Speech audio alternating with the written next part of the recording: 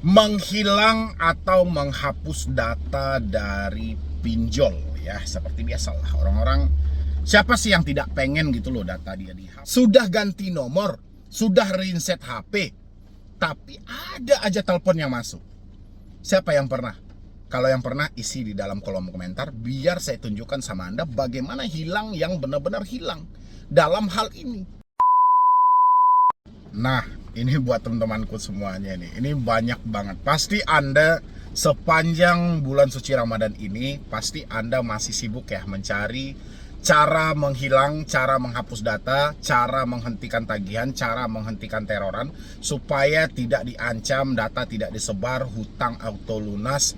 Pokoknya semuanya tidak ada dan Anda galbay misalnya 10 juta, 5 juta, 15 juta, 20 juta misalnya, dan hutang itu dianggap auto lunas semuanya karena data Anda telah terhapus, data Anda tidak ada lagi di aplikasi itu. Anda galbaynya aman-aman aja.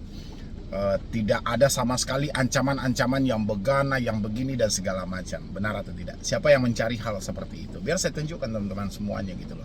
Silahkan ketik di kolom komentar siapa yang mencari hal seperti itu sampai dengan sekarang. Ya, mungkin dari awal pertama Anda telat bayar sampai dengan sekarang Anda masih mencari tentang cara menghapus data, cara menghilang dari pinjol, cara menghapus tagihan, cara menghentikan segala teroran dan sebar data yang ada. Ya, silahkan aja isi di dalam kolom komentar. Oke. Ini saya nggak tahu, kadang-kadang lucu memang ya. Orang-orang itu bertanya sama saya itu rombong-rombongan. Ada rombongan misalnya khusus sebar data aja. Saya pilih semuanya itu. Satu hari ini berapa banyak sih sebar data? Habis itu DC datang ke rumah. Satu hari ini berapa banyak orang yang bertanya soal DC datang ke rumah? Satu hari ini itu gila-gilaan. Orang bertanya soal menghapus data, menghilang tagihan, pokoknya tidak ada lagi panggilan-panggilan DC baik ke tempat kerja dia maupun ke kontak darurat dan segala macam ya. Tapi seperti biasa buat teman-teman semuanya, sebelum saya lanjutkan, alangkah baiknya yang baru bertemu dengan channel Solusi Hutang, silahkan di like dan di share dulu, karena like kan dari Anda itu adalah semangat bagi kami juga, karena video ini bisa direkomendasikan ke semua mereka yang mengalami telat bayar dan masih terjadi gali lubang tutup lubang sampai detik ini ya. Dan supportan dari Anda juga itu menandakan membuat kami lebih semangat lagi untuk tetap bertahan di YouTube, memberikan motivasi dan edukasi. Silakan. Oke.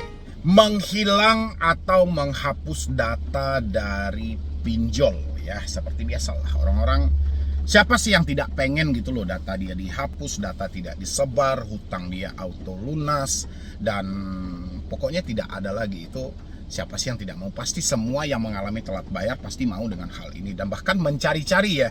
Ada juga yang sampai rela mengeluarkan uang dia untuk jasa-jasa yang ditawarkan oleh orang-orang. Orang-orang menawarkan jasa melunasi hutang dengan berhutang, menghilangkan hutang, backup data, hapus data, segala macam. Ini saya sampaikan buat teman-teman semuanya. Anda yang di luar sana yang masih tergiur dengan jasa-jasa hapus data, mulai hari ini urungkan niat Anda, hentikan segalanya. Anda yang tertarik dengan jasa-jasa backup data, hentikan sebisa mungkin ya, karena hal itu tidak ada. Dan habis itu ada beberapa oknum yang sengaja menjual kertas-kertas busuk dengan dalih ya, apabila nanti terjadi penagihan tunjukkan aja kertas ini. Nggak mempan sama sekali ya, jadi itu hal yang percuma. Dan habis itu Anda juga yang hari ini sedang tanda tangan surat kuasa dan segala macam, sebisa mungkin hentikan aja. Kenapa saya bilangin seperti itu gitu? Tanyain ke diri Anda dulu, Anda ini berada di titik di mana Anda tidak mampu bayar. Anda ini berada di titik paling terendah Anda hari ini, duit Anda nggak ada. Masalah Anda cuma satu itu aja, duit tidak ada. Selagi Anda masih ada uang, Anda pasti akan melakukan pembayaran. Sekarang problemnya adalah kenyataan hidup mengantarkan Anda bahwa Anda tidak mampu bayar.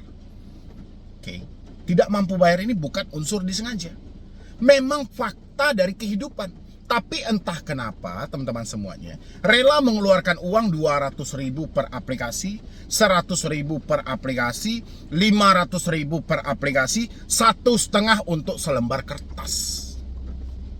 Ada yang sudah pernah di sini menjadi korban-korban dari penipuan-penipuan yang ada?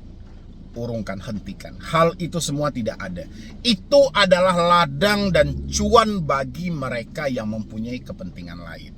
Karena mereka memanfaatkan suatu kepanikan Anda. Semakin Anda panik, semakin berhasillah mereka untuk menawarkan jasa-jasa sampah yang mereka ungkapkan itu. Ya, dengan dalih backup data, hapus data, segala macam. Itu nggak ada sama sekali. Oke? Kenali lagi, selagi Anda masih mengenali sumber permasalahan Anda tidak akan masuk dalam dunia penipuan-penipuan seperti itu.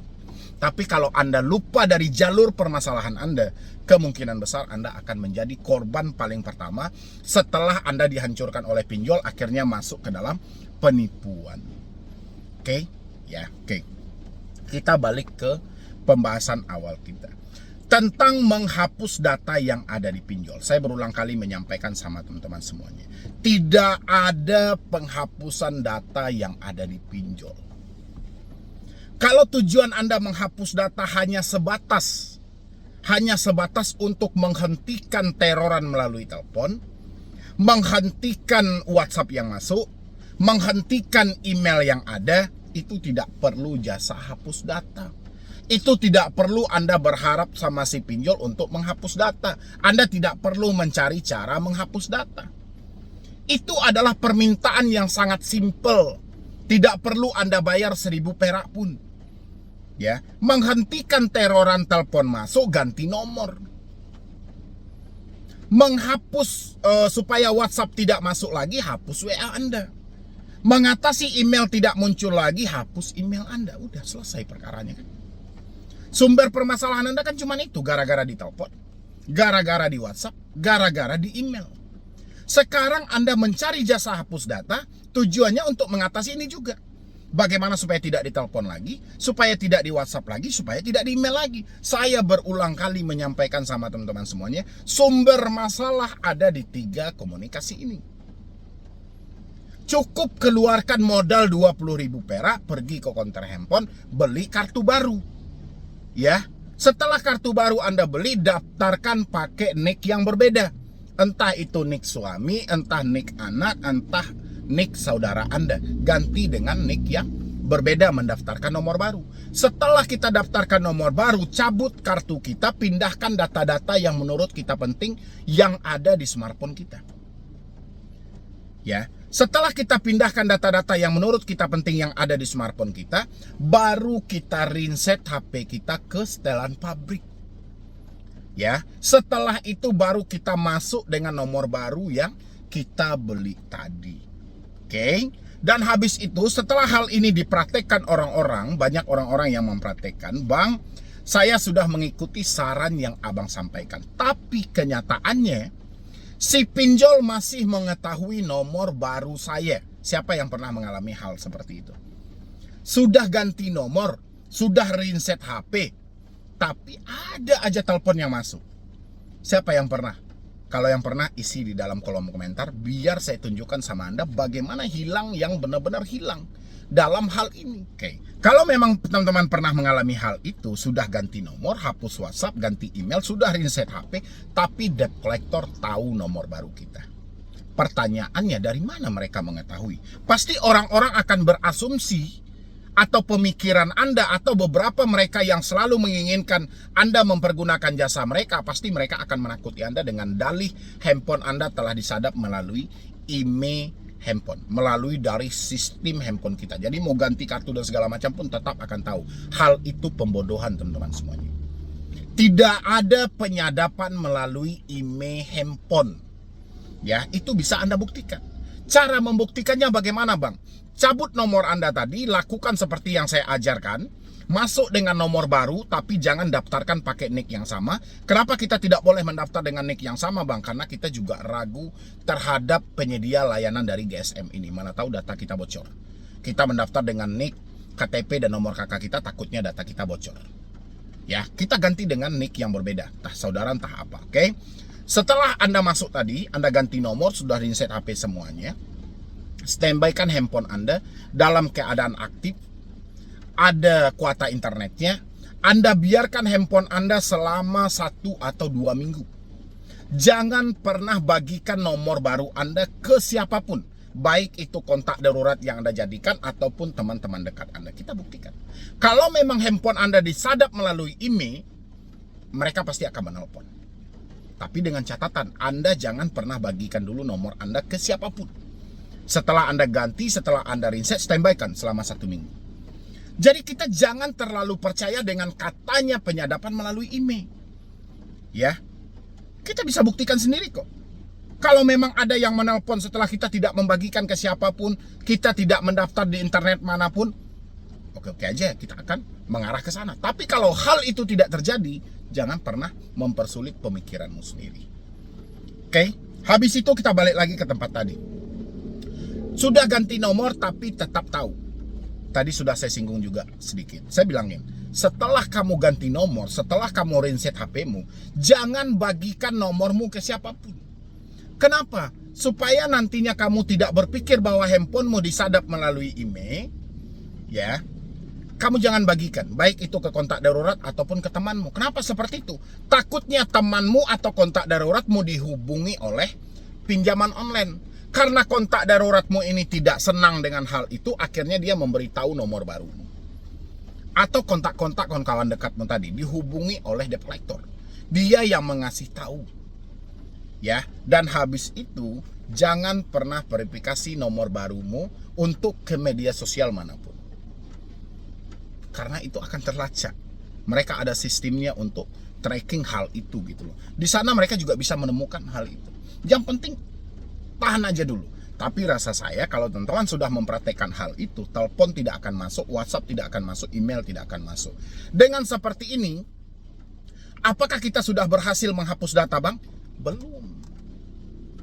Ini hanya mengatasi telepon, WhatsApp, dan email. Data gimana cara menghapusnya, Bang? Data yang harus Anda hapus ada di sini. Bukan ada di handphonemu, bukan ada di sini. Kalau di sini dia napasnya ada karena kartu, ada karena internet. Oke, tapi kalau di sini kayak mana? Stabilkan pemikiranmu. Ya, bagaimana caranya, Bang? Lakukan hal-hal positif yang kamu bisa lupa setiap hari. Berkumpul dengan orang-orang terdekat yang memberikan energi positif juga. Jangan kamu terlalu percaya dengan apa yang kamu pikirkan. Oke, selama ini kan terlalu percaya. Kamu akan diproses jalur hukum, kamu percaya. Kamu akan dipenjarakan, kamu percaya. Mereka akan datang mengambil aset-asetmu, kamu akan percaya. Dan habis itu yang paling parah, kalau DC datang ke rumah, tetangga akan menceritakan kita muka belakang kiri kanan. Dan kamu percaya, ini yang membunuhmu sebenarnya. Ya, kalau kamu mau menghapus data yang sebenarnya, hapusnya dari sini.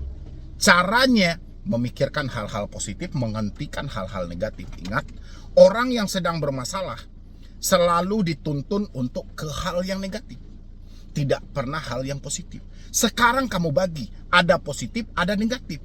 Ada kita menakuti diri kita, ada kita menyemangati diri kita. Ketika kamu berpikir, kalau seandainya DC datang ke rumah, apa yang harus aku lakukan?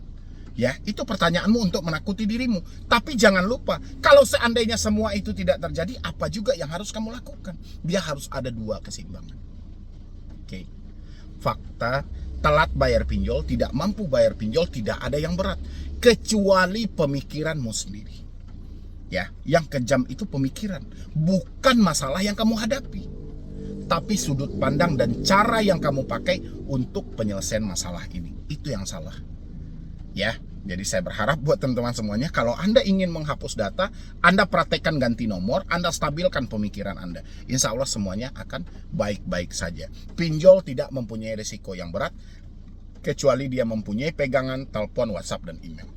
3 komunikasi ini adalah kekuatan hebat dari pinjaman online. Dan 3 komunikasi ini juga yang akan melumpuhkan semua kepintaran nasabah yang mengalami telat bayar. Sehebat apapun Anda, kalau setiap hari Anda ya ditelepon, di WhatsApp, di email, Anda akan hancur juga. Mental Anda akan kena juga. Sama ibarat batu. Batu yang keras kalau ditetesin setiap hari, bolong. Begitu juga denganmu. Ya, sekeras apapun, sekuat apapun mentalmu, tapi setiap hari ditelepon, setiap hari di WhatsApp dengan ancaman, email dengan menakut-nakutkan, kamu akan hancur juga. Makanya kalau sudah menyatakan tidak mampu bayar, hal yang paling pertama harus kamu lakukan, memutus komunikasi, memperbaiki cara pemikiranmu. Dengan begitu kamu sudah bisa menghapus data, mengautolunaskan semua hutangmu tanpa perlu terbebani dengan kata-kata yang katanya, dan katanya. Ya, buat teman-teman semuanya, siapa tadi tuh yang bertanya ini, banyak ini yang bertanya, Bang, bantu cara menghentikan sebar data supaya DC tidak datang ke rumah, supaya tidak diteror ke perusahaan. Cara berpikirmu aja, perbaiki. Karena yang memikirkan sekejam itu adalah pemikiranmu gitu loh. Otomatis satu-satunya orang yang bisa merubah hidupmu dan merubah cara berpikirmu, nanti setelah menonton ini kamu berdiri di depan kaca. Apa yang kamu lihat gambaran di dalam kaca itu adalah orang yang akan merubahmu dan orang yang akan membawamu baik buruknya untuk masa depan. Oke? Jadi sekian dulu dari saya, Medi Broni. Wassalam.